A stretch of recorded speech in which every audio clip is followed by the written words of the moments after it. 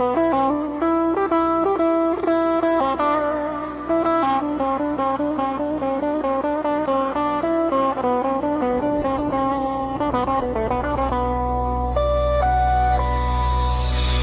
seher salam yazan ellerine salam olsun.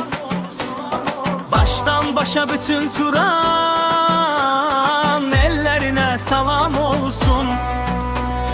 Şair kardeşim selam salmış, can özümden selam olsun.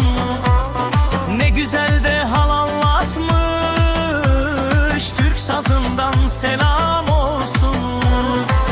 Nadanların qəddinə yem, şeriattan libas giyen, vətən üçün şərqi deyən dillerine salam olsun.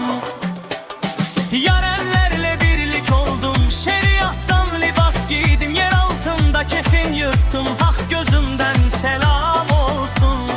Dağlarında kartal süzen, ormanında ceyran gezen, yaşıl başlı sona üzen göllerine selam olsun.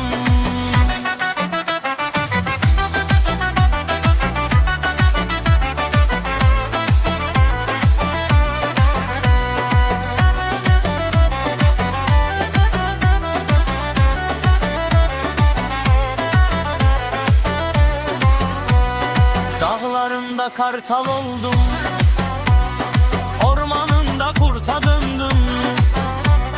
Yaşlı başlı adam oldum, ak saçımdan selam olsun. Yamaçların hafif mehli, ilham alsın sözün ehli.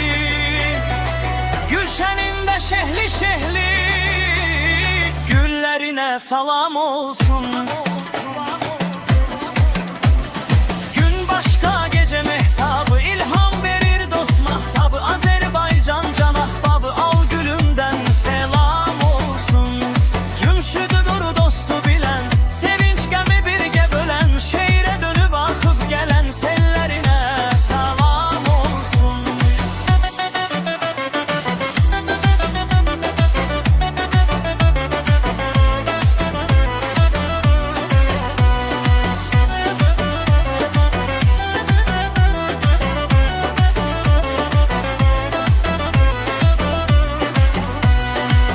Mehter dolu ve batı, Türk Turan olacak atı.